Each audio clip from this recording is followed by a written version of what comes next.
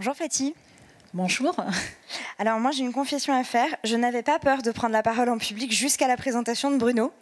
Je ne sais pas ce qu'il en est pour toi. Pour moi, je me suis dit, la prochaine fois, je reviens après Egen, Muse et une petite séance de consulting chez The Presenters.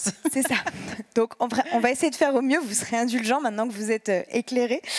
Fatih, donc, tu es directrice de la stratégie et de l'innovation branche numérique et grand public du groupe La Poste. Et tu es autrice du livre « Et si la tech pouvait sauver le monde » qui est paru en avril dernier, que tu as dédicacé à Vivatech d'ailleurs. Tout à fait. Est-ce que pour commencer, tu peux peut-être revenir sur la genèse de cet ouvrage, ce qui l'a inspiré, comment tu l'as pensé et construit? Bonjour tout le monde déjà. Donc ce livre, il est parti en 2016 en fait, j'ai créé un blog qui s'appelle L'ère digitale en résumé, où je résumais des livres sur les nouvelles technologies. Et j'en ai résumé à peu près 50. Et au 50e, je me suis dit, ça ne va pas le faire parce que c'est extrêmement négatif, ça me donne des cauchemars, c'est apocalyptique, c'est pessimiste. Et je continue à chercher des livres. J'en trouvais pas de livres optimistes. Et ben, en fait, j'ai fini par l'écrire. Voilà, ça a l'air simple comme ça, c'est pas simple du tout d'écrire un livre, je vous le dis tout de suite. Mais par contre, l'idée m'est venue un jour de dire, mais puisque ce livre n'existe pas, je vais l'écrire. Voilà. Et puis, parce que bon, je suis naturellement très optimiste, déjà, et donc j'avais envie d'écrire ça. Une autre explication aussi, c'est parce que j'ai une double culture, je suis franco-ivoirienne, et quand j'allais dans le pays de mon père, en fait, donc en Afrique, je faisais pas mal de pays d'Afrique, et je trouvais que la vision qu'on avait des technologies était tellement différente. Quand je disais ici que je travaillais dans l'IA, tout le monde me disait « Waouh, ça va nous remplacer, quelle horreur !» Et puis je remarquais bien que de l'autre côté de la Méditerranée, c'était plutôt très super, on va pouvoir faire plein de choses. Et du coup, j'ai fini par me dire, j'ai envie aussi d'apporter cette vision différente. Hein, c'est pas mieux d'aucun des deux côtés, hein, la vraie solution ou la vraie vision. Mais en tout cas, je me suis dit, avec ces deux regards, je vais pouvoir donner une vision beaucoup plus relative. Et puis ensuite, parce que j'ai travaillé pendant 5 ans au département data et intelligence artificielle du groupe La Poste, avec Pierre-Étienne que vous avez vu tout à l'heure.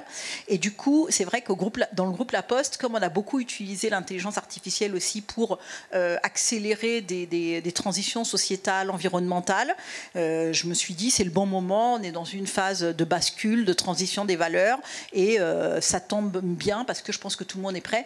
Et la preuve, finalement, je pense que c'était le bon moment pour écrire ce livre et que maintenant, je ne suis plus la seule à être optimiste pour plusieurs raisons. D'abord parce que quand il est sorti, le premier jour, je l'ai vu à la FNAC avec 2 autres livres. Il était en tête de gondole avec l'IA et l'environnement de Gilles Babinet et un autre livre qui s'appelait Les biens communs du numérique. Donc je me suis dit, c'est quand même une grosse tendance. On n'a plus envie d'avoir peur. Et puis je pense qu'avec l'arrivée de ChatGPT, on a fini par se dire, de toute façon, ça y est, on y est, on ne peut pas faire marche arrière. Donc tant qu'à faire, il va falloir voir le bon côté et aller dans des usages un peu plus raisonnables, responsables et durables, mais il va falloir de toute façon y aller. Donc il y a quand même une grosse maturité et je pense que voilà, c'est pour ça aussi que le livre reçoit cet accueil en fait. Alors, quand on a préparé cet entretien, tu m'as expliqué que tu en avais donc écrit toute une partie et puis que ChatGPT était arrivé et que ça avait un petit peu marqué un tournant dans la rédaction de ton livre. Oui, effectivement, j'avais commencé à l'écrire en 2000. En fait, au début, je ne voulais pas écrire un livre. J'ai commencé à faire des recherches, faire des interviews, parce qu'il y a énormément d'interviews dans ce livre. Hein. Il y a 8 grandes interviews, mais il y a aussi beaucoup de discussions. Je pense qu'il y a au moins 20 personnes qui interviennent dans ce livre à un moment ou à un autre dans des conversations. Et quand je l'ai commencé à faire mes recherches, à faire mes interviews, c'était début 2022. Je n'avais pas l'intention d'écrire un livre. À la fin de l'année, j'avais 150 pages. J'ai dit, je vais essayer de trouver un éditeur. J'ai trouvé tout de suite, donc je suis partie. Et du coup, c'est vrai que en 2023, fin 2022, quand il y a eu l'arrivée de ChatGPT, en fait, notre vie a été complètement bouleversée. Moi, j'étais au cœur, mais vraiment au cœur du sujet. Au sein du groupe La Poste, il fallait former, il fallait faire émerger des cas d'usage, il fallait voilà, un peu animer tout ça. Et en fait, ça a complètement changé mon livre. Et on va dire à partir de l'été 2023, j'ai pensé même que j'allais perdre mon éditeur parce que là, il devenait fou. Parce que tous les jours, je lui disais « Ah mais non, mais il faut que je réécrive, c'est pas possible. » Parce que là, il y a ChatGPT. « Ah mais non, il faut que je réécrive. » parce que là, il y a telle solution de génération automatique de textes et de vidéos qui viennent sortir. Après, je lui ai dit au mois de septembre, il faut tout arrêter parce qu'il y a une nouvelle réglementation européenne qui arrive, on vient de trouver un accord politique, donc il faut absolument que je fasse un chapitre dessus. Et tous les jours, il me disait, non, mais il va falloir à un moment le sortir. Et puis un jour, je lui ai dit, il va falloir choisir, soit les informations sont fraîches, hein, soit votre livre, il va sortir et puis il sera déjà en retard. Et là, il m'a répondu, il avait raison, il m'a dit, de toute façon, vous serez toujours en retard, parce que tous les mois, il va se passer quelque chose sur l'intelligence artificielle. Donc j'ai fini le dernier chapitre vraiment que j'ai complètement réécrit un mois avant la sortie, c'est vraiment le chapitre sur la réglementation européenne. Ok, alors effectivement l'idée c'était de pouvoir parler de ce côté optimiste parce qu'on parle beaucoup des risques, des questions que peut poser l'IA notamment en matière d'éthique. Avant de continuer sur la vision optimiste quand même, est-ce qu'on peut se préciser exactement de quel risque justement on parle? Parce que tu me disais que ton optimisme avait peut-être été un petit peu tempéré par justement la dernière année en gros d'écriture. De quel risque on parle? Est-ce qu'il y a déjà des solutions? Alors, mon optimisme est tempéré. Oui, il y a un seul sujet où je suis vraiment, c'est la frontière de mon optimisme, ça c'est clair, mais c'est le seul. C'est tout ce qui est deepfake, les manipulations qu'on peut faire avec les nouveaux outils de génération d'images ou de vidéos. Ça, j'avoue que c'est vraiment la limite de mon optimisme, parce que je pense qu'on pourrait demain, avec ces outils-là, mais complètement changer l'issue d'une élection, par exemple présidentielle ou on ne va pas dire européenne parce que c'est demain. Mais vraiment, je pense que ça, c'est vraiment un danger, mais énorme. Et donc sur le plan sociétal, sur le plan de la démocratie, mais je sais aussi que récemment j'ai fait une interview pour le média Le Crayon, je ne sais pas si vous connaissez, qui est un média qui s'adresse aux jeunes, et en fait j'ai fait 10 minutes d'interview, et à la fin la fille qui m'avait interviewé, la journaliste, elle avait 25 ans, et elle m'a dit, il faut que je vous dise quelque chose, vraiment j'ai adoré votre livre, mais vraiment je vais vous faire une critique, le prenez pas mal, mais elle m'a dit, moi je ne peux pas supporter qu'on soit aussi optimiste et avec les deepfakes, parce que j'ai 2-3 amis autour de moi, dont une qui est quasiment très très déprimée parce qu'il y a des vidéos qui ont été détournées et elle a été harcelée avec des vidéos qui ont été détournées. Donc c'est vrai que sur les deepfakes, c'est vraiment c'est un risque énorme pour les démocraties, mais aussi pour les individus, parce que ça peut mettre des gens dans des situations qui sont dramatiques, avec l'impossibilité, quand on fait le matching quand on fait le lien entre la solution technologique d'IA générative et puis la viralité des réseaux sociaux, ça peut être vraiment dramatique. Donc ça, c'est un peu ma frontière. Après, dans le livre, je parle de 7 défis, j'appelle ça les 7 défis capitaux, puisque moi j'étais très optimiste, mais l'éditeur m'a dit, bon, c'est bien quand même un peu de tempérer tout ça, parce que ça fait un peu trop angélique. Et en fait, finalement, une fois qu'il m'a dit ça, je suis partie, et ces 7 défis capitaux, je parle, le premier, je crois que c'est la protection des données, la santé en fait, la santé d'abord, la pollution intellectuelle, et puis tous les risques de cyberharcèlement qu'il peut y avoir, notamment dans l'avenir, quand on aura des avatars, des dédoublements de personnalité, ou la capacité de vol d'identité dans des univers qui sont des univers virtuels, par exemple. Ça, c'est le premier. Le deuxième, je l'ai appelé résister à l'influence. Donc c'est l'influence qu'on peut avoir avec les réseaux sociaux et la capacité des algorithmes de personnalisation à nous, comment on appelle ça, orienter notre attention. J'en ai un troisième autour du coût énergétique. Alors j'appelle pas ça le coût énergétique, j'appelle l'équilibre entre le coût énergétique et les bienfaits pour l'environnement, puisqu'on peut aussi avoir des solutions qui font du bien à l'environnement. Évidemment, l'impact, le défi démocratique, on vient d'en parler, le défi de la cohésion sociale. Pour moi, le défi de la cohésion sociale, c'est montrer l'isolement qu'on peut avoir sur les réseaux sociaux. Je parle beaucoup du scoring social, évidemment, qui a eu lieu en Chine. La notation des pairs, voilà, qui peut aussi opposer les individus. Et le dernier chapitre est un chapitre sur la souveraineté numérique, qui s'appelle finalement comment trouver un nouvel ordre technologique au sein de la bipolarisation entre la Chine et les États-Unis. Donc là, je parle beaucoup évidemment de la guerre technologique entre la Chine et les États-Unis, la difficulté de l'Europe à trouver sa place dans cette guerre pour le leadership géopolitique en termes d'intelligence artificielle. Et je parle encore une fois beaucoup de l'Afrique pour montrer à quel point ce continent est en train d'être utilisé parfois comme un laboratoire pour des grandes plateformes du numérique dans des pays qui sont d'abord pas régulés, où il y a très peu de régulation et où il n'y a pas beaucoup d'efforts de cohésion régionale, comme ça peut être le cas en Europe. Donc ils en profitent, voilà. Mais ils en profitent, on va en parler tout à l'heure dans les cas d'usage, mais en même temps, il y a quand même des risques de soumission, hein, comme ça a été le cas avec ChatGPT, par exemple, où il y avait un article dans Times qui disait qu'on s'était rendu compte que les personnes qui modéraient les contenus sur ChatGPT, c'était des Kenyans qui étaient payés $2 de l'heure. Et en plus, en moins d'être payé $2 de l'heure, en plus, ils modéraient des contenus qui étaient extrêmement traumatisants toute la journée, puisqu'en fait, ça permettait de filtrer les contenus que nous, on ne voit pas. Donc, c'est des contenus assez traumatisants. Donc, il y a aussi des sujets de dumping social, voilà, quoi, presque d'esclavage intellectuel, quoi. Alors justement, du coup, on parlait de souveraineté. Tu disais que tu avais intégré un chapitre dans ton livre sur la régulation, la réglementation à l'échelle européenne. C'est quoi un petit peu ce qui se joue à l'échelle de l'avance, on va dire, relative que l'UE a déjà pris sur le volet réglementaire ? En fait, cette réglementation européenne, bon, ça a été un long processus, puisque je crois que les premiers principes... Donc, il y avait un groupe d'experts, le HLEG, qui avait été choisi, des experts qui avaient été choisis en Europe pour permettre de poser les premières bases éthiques, on va dire, qui allaient servir de socle pour la réglementation européenne. Ça, c'était déjà en 2019. Ensuite, il y a eu le projet de réglementation qui est sorti en 2021. Et c'est seulement le fameux événement qui a fait que j'ai retardé la sortie de mon livre. C'est seulement en décembre 2023 qu'il y a eu un accord politique qui a été trouvé sur ce projet. Donc ce qui se joue, c'est l'Europe essaie de se positionner sur le terrain de l'innovation réglementaire, en fait. De dire, OK, bon, voilà, après ça se joue sur des milliards de dollars, hein, sur l'innovation technologique. On a aussi notre place, mais c'est vrai, c'est poser... se poser en tant que leadership, le continent ou enfin l'organisation régionale européenne qui a le leadership en matière d'innovation réglementaire pour entraîner les autres, ou en tout cas, même si ça n'entraîne pas les autres pays, ça les oblige en fait à avoir des choix technologiques qui respectent, qui protègent les individus et qui protègent les consommateurs. Donc c'est un peu ça le sujet. Donc ça vient être un peu le deuxième sujet. On a cette bipolarisation technologique et aussi économique, puisque c'est des histoires de sous entre la Chine et les États-Unis. Et puis on a l'Europe qui dit, bah, nous, on va faire de la réglementation et puis on va montrer la voie parce qu'on veut être la référence dans ce domaine. Alors, est-ce que ça suffit ?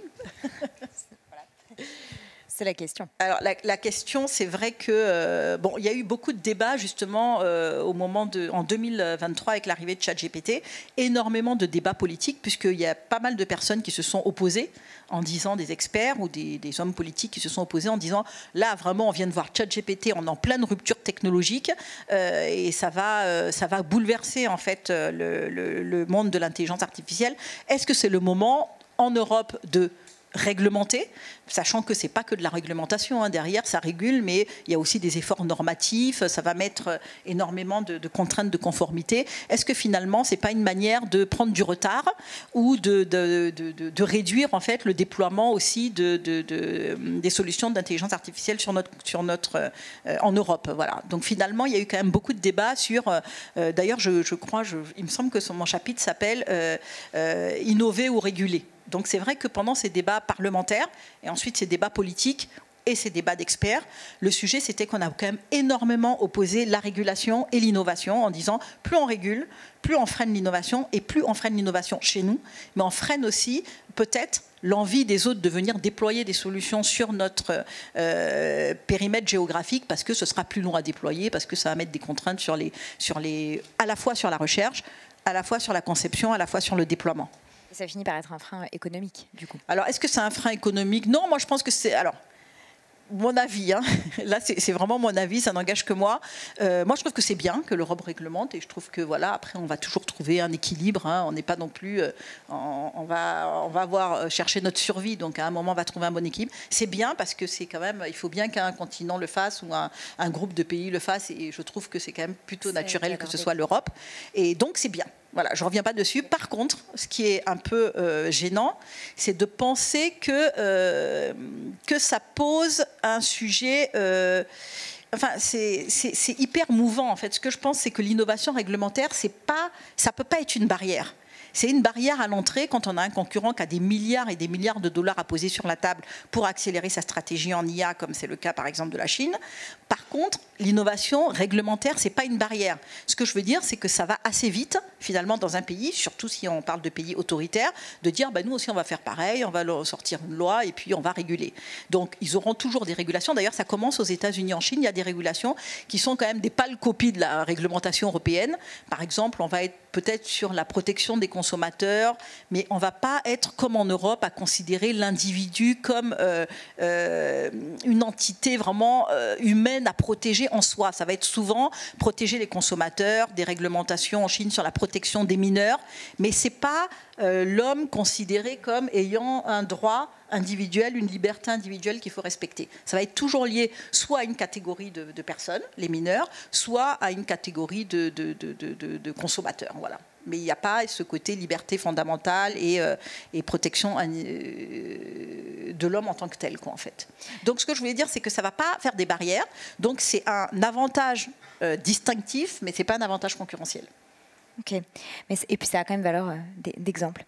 Exactement. Ah oui, par contre, on voit déjà, les autres vont suivre. Et puis de toute façon, ça arrive à un moment où tout le monde a peur, quand même. Même les plus téméraires commencent à se demander qu'est-ce qui va se passer avec ces dernières ruptures technologiques. Qu'est-ce que tu as appris, qu'est-ce qui t'a peut-être surpris au cours de la rédaction de ton livre et notamment des entretiens que tu as menés? Alors, ce qui m'a surpris, c'est pas le sujet, mais ce qui m'a surpris, c'est que si j'avais su que c'était ça, écrire un livre, je l'aurais pas écrit en fait. Donc, si vous avez envie d'écrire un livre, surtout allez-y sans réfléchir, parce que quand on commence à regarder, on abandonne. Donc, non, moi, ce qui m'a surprise, déjà, j'ai trouvé beaucoup plus d'usages bénéfiques pour l'humanité que je pensais. C'est-à-dire qu'à la fin du livre, mon enjeu, c'était vraiment de faire des sélections. Il y avait tellement d'usages bénéfiques que j'arrivais plus à trouver. C'est-à-dire que même ton optimisme à toi a été dépassé. Ça, c'était incroyable. Dépassé. Ensuite, les gens que j'ai rencontrés, que ce soit en Afrique ou en France, puisque c'était mes deux terrains de jeu pour ce livre, mais en fait, j'ai été tellement surprise de voir l'intelligence humaine qu'il y avait derrière tout ça. Des gens qui voulaient résoudre des problèmes pour l'humanité. Des gens, les rencontres ont été vraiment passionnantes. Et voilà, ça, c'était un autre apprentissage. Un des apprentissages que j'ai fait, c'est qu'en fait, ça m'a confirmé, ça a dépassé mes comment on appelle ça, comment on dit, croyances, tes suppositions. Voilà, mes suppositions.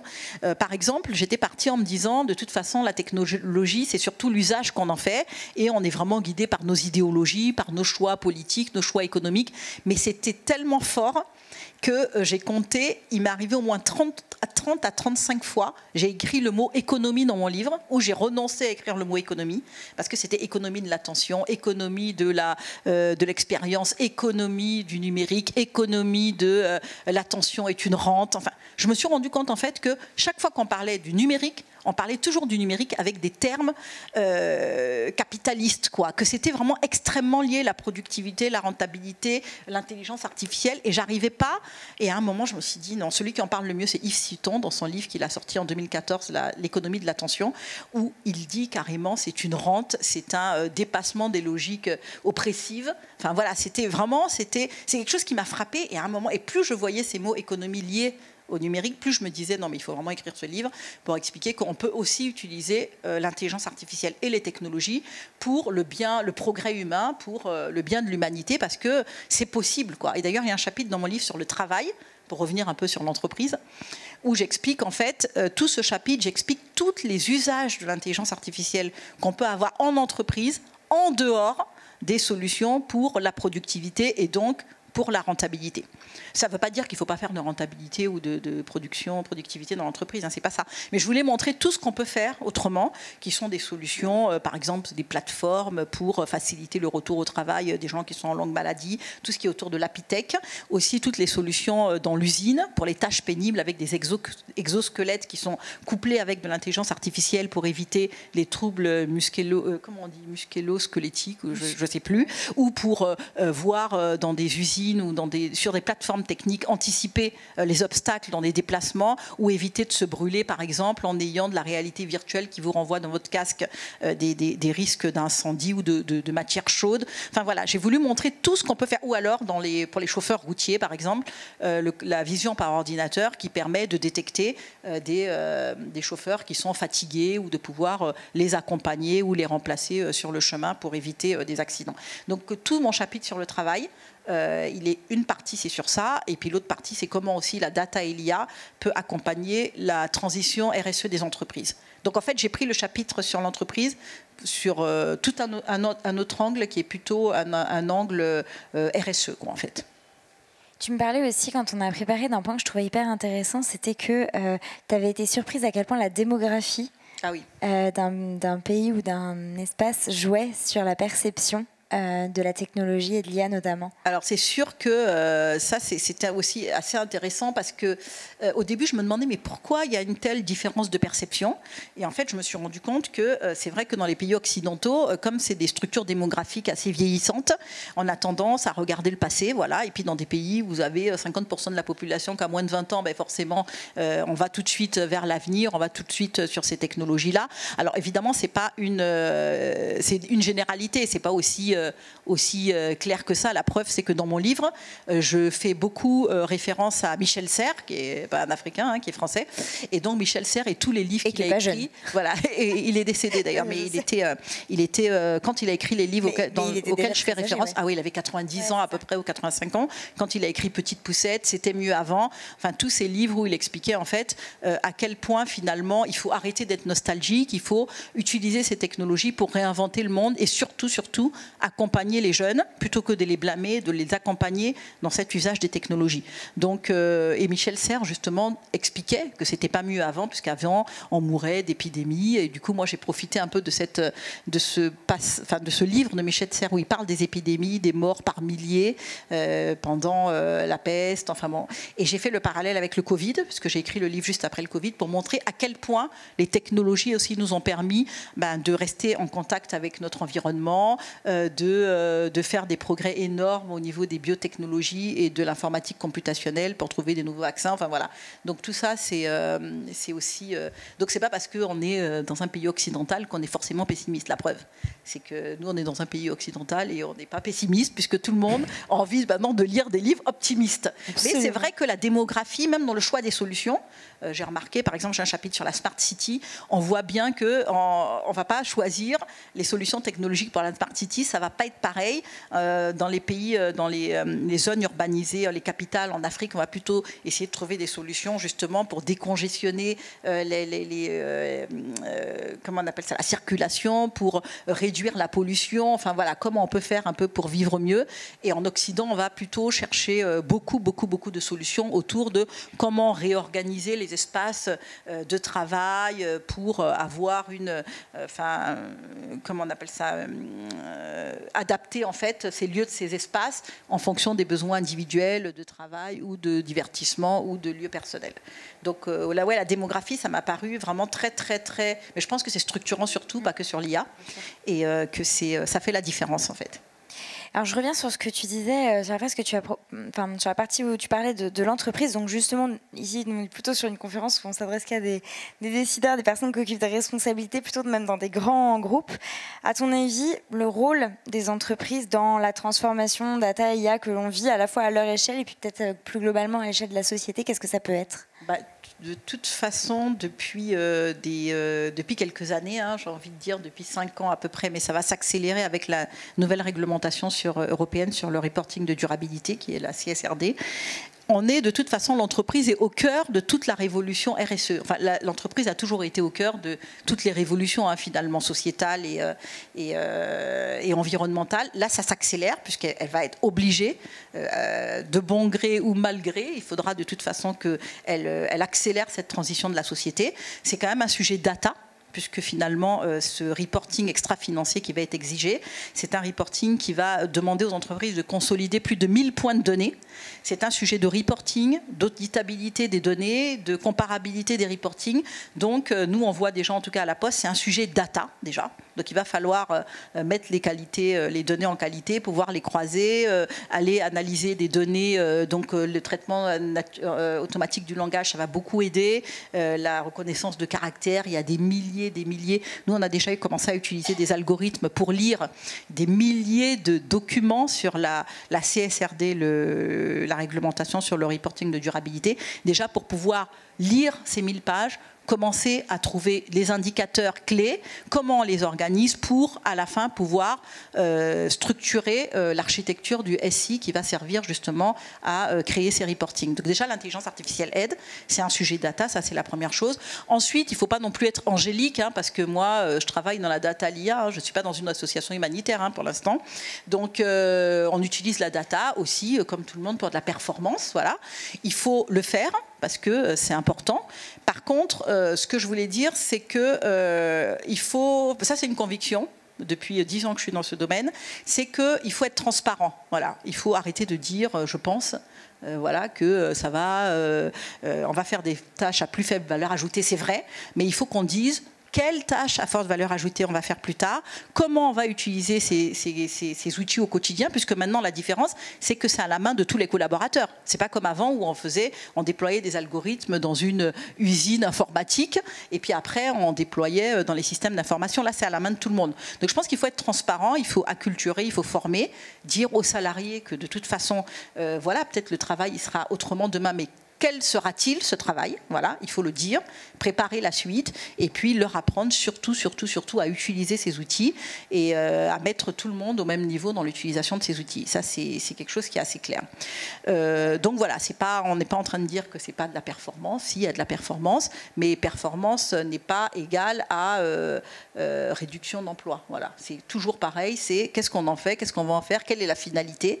Et en fait, c'est ça la question, quoi. C'est quelle est la finalité de ce qu'on fait. Et ça aidera aussi certainement à créer de la confiance et du coup une vision positive aussi de la tech pour des employés qui en fait sont aussi des humains et qui auront certainement des usages personnels d'ailleurs après. Oui, tout à fait. En parallèle. Du coup, ça crée de la confiance. Et nous, pour sortir un peu de mon livre, c'est vrai qu'à la Poste, on a créé depuis 2 ans une démarche d'IA de confiance, qui est une démarche très concrète, hein, puisqu'il y a des comités opérationnels, comités scientifiques, comités formation et comités innovation réglementaire, législatif et réglementaire, anticipation réglementaire. On a aussi comment on appelle ça, une gouvernance haute avec à peu près 17 personnes, dont 5 personnes qui sont des personnalités venus du monde extérieur, soit du monde académique, soit du monde des associations de consommateurs, enfin, qui viennent un peu nous challenger sur notre capacité à dépasser on va dire, IA watching ou à faire de la com et vraiment à être dans le dur et à montrer comment on avance en termes de, là on a développé des grilles d'évaluation, des algorithmes, notre capacité à commencer à anticiper la réglementation et la conformité européenne, c'est-à-dire se poser les bonnes questions quand on fait un algorithme. Est-ce que c'est transparent? Est-ce que c'est explicable? Est-ce qu'on a anticipé le coût énergétique? Est-ce que les utilisateurs qui sont en interface avec ces machines ou ces outils sont informés qu'ils sont en contact avec une machine ou outil? Est-ce qu'on connaît l'origine de notre set de données? Est-ce qu'on s'est assuré que ce set de données est constitué de données représentatives pour éviter des biais, des discriminations? Voilà, donc tous ces sujets éthiques, on est déjà dedans. Et aujourd'hui, je ne sais pas dans vos entreprises, mais en tout cas, je sais qu'il y a des démarches qui sont très avancées chez Orange, chez France Travail, chez Malakoff Médéric. Enfin, il y a plein d'entreprises qui sont déjà assez avancées. Il n'y en a pas beaucoup encore, parce que ça demande vraiment une volonté un peu, j'ai envie de dire politique, mais au sein de... Voilà, il faut avoir la volonté de lancer ça. Ça demande, porté par les dirigeants. Voilà, que ce soit impulsé par la volonté des dirigeants. Ça demande quand même pas mal de ressources.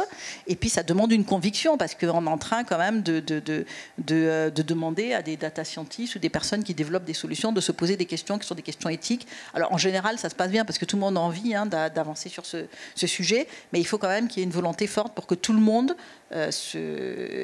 s'engage dans cette démarche. Et finalement, cette démarche, on est assez content puisque finalement, on est quand même... je ne vais pas dire qu'on est prêt parce qu'on ne sera jamais vraiment prêt, on n'est jamais vraiment prêt. Mais en tout cas, on a anticipé. Par exemple, dans cette démarche, on a déjà engagé les déontologues du groupe, le DPO. Enfin bon, voilà, on commence déjà à avoir des démarches de conformité qui sont... pas vraiment des démarches de conformité parce que ce n'est pas encore obligatoire, mais en tout cas... tous les processus et les réflexions sont en place pour qu'on soit prêt à être en marche pour une IA de confiance, en fait. Merci. Un dernier petit mot dans le temps qui nous reste. Tu parles beaucoup, il y a une place assez importante donnée à la jeunesse dans ton ouvrage. C'est quoi le message que tu voudrais faire passer par rapport à cette next generation qui arrive et qui va être concernée par ces sujets? Alors, le message que je voudrais faire passer, je vais encore citer un peu Michel Serres dans Petite Poussette, qui dit plutôt que de blâmer la jeunesse, essayons de les aider à réinventer la vie qui va avec ces nouvelles technologies. Et moi, je pense que c'est ce que j'ai envie de dire, c'est qu'il faut accompagner déjà tout jeune, hein, les enfants. Donc il ne faut pas les empêcher d'avoir, sauf à un certain âge, hein, j'ai envie de dire évidemment, mais il ne faut pas les empêcher forcément d'utiliser les écrans, mais il faut continuer à leur donner des espaces réels, hein, de raconter des histoires, sortir au parc, voyager, enfin bon voilà un peu tout ça. Donc il faut qu'ils aient des alternatives évidemment, qu'ils ne soient pas enfermés dedans. Évidemment tout ce qui est école, une fois qu'on est à l'école, au collège, au lycée, c'est la formation. Voilà, ça il n'y a rien à dire dessus. Et puis après, quand on est adolescent ou qu'on est jeune adulte, c'est en parler avec eux. Enfin là franchement je vais dire des choses qui sont assez communes, mais en fait c'est super important quand même d'en parler et puis d'accepter et puis de relativiser, parce que dans mon livre ce que je dis quand même, c'est que finalement on a l'impression quand on entend les adultes que les jeunes ne vivent que dans le virtuel, mais en fait c'est faux. Dans mon livre, je dis une phrase, bon, un peu après on pense qu'on veut, je disais, il y a toujours des adolescents, les adolescents ont toujours beaucoup plus mal quand ils ont un chagrin d'amour que quand on leur enlève leur smartphone pendant 3 heures. Donc il faut relativiser. On est quand même encore dans la vraie vie, on s'aime, on danse, et il faut quand même juste arrêter de penser qu'ils n'ont pas de vie, qu'ils sont dans leur portable, parce que je pense que la vie réelle existe toujours. Et puis, il faut qu'ils arrivent à trouver l'équilibre entre les deux, quoi. Mais moi, je suis assez confiante, en fait. Ça, c'est un beau mot de la fin. J'ai assez confiante. Merci beaucoup pour cette dose d'optimisme. Vous pouvez Merci beaucoup. Retrouver du coup le livre de Faty Toko et Si la tech pouvait sauver le monde sur Internet et dans les bonnes librairies. Voilà, le digital et le physique. Absolument. Sur Internet ou dans les librairies. Merci beaucoup, Faty. Merci.